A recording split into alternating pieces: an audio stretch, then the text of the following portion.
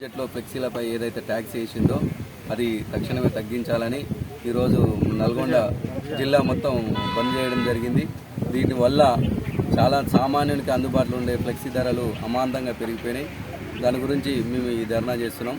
ఇప్పటికైనా కేంద్రం తగ్గించి ఈ ఫ్లెక్సీల మీద ట్యాక్స్ తగ్గిస్తే రేట్లు కూడా తగ్గుతాయి. కాబట్టి దీని మీద పునరాలోచించి వెనుకకు తీసుకోవాల్సిందిగా గవర్నమెంట్ కోరుతున్నాం.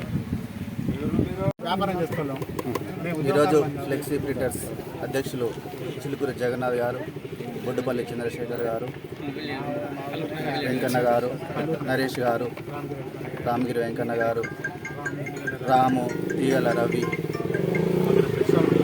బొడ్డుపల్లి హరీష్, బగ్రం ప్రశాంత్ తదితరులు పాల్గొనడం జరిగింది. జిల్లా ఫ్లెక్స్ ప్రింటింగ్ అసోసియేషన్ తరఫున మేమందరం 2 రోజుల బంద్కు పిలుపునిచ్చినాము.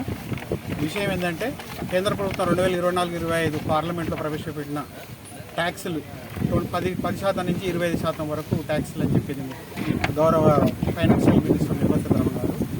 ఆ కారణంగా ఫ్లెక్సీల రేట్లు ధర పెరుగుతుంది.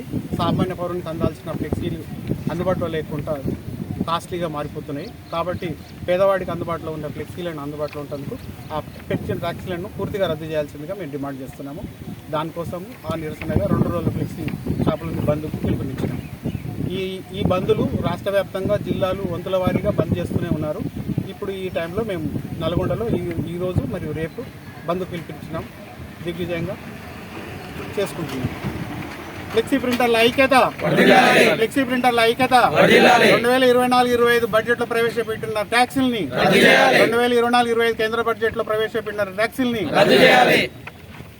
లేటెస్ట్ న్యూస్ తెలుగు మరియు ఇంగ్లీష్ అప్డేట్స్ కోసం ఇప్పుడే క్యూన్యూస్ అఫీషియల్ యాప్ ని ప్లే స్టోర్ నుండి డౌన్లోడ్ చేసుకోండి. సరికొత్త సమాచారాల కోసం క్యూన్యూస్ వెబ్సైట్ ని ఫాలో అవ్వండి. ఛానల్లో ప్రాంతీయ, జాతీయ, అంతర్జాతీయ వార్తలు వీక్షించండి. లైక్ చేయండి.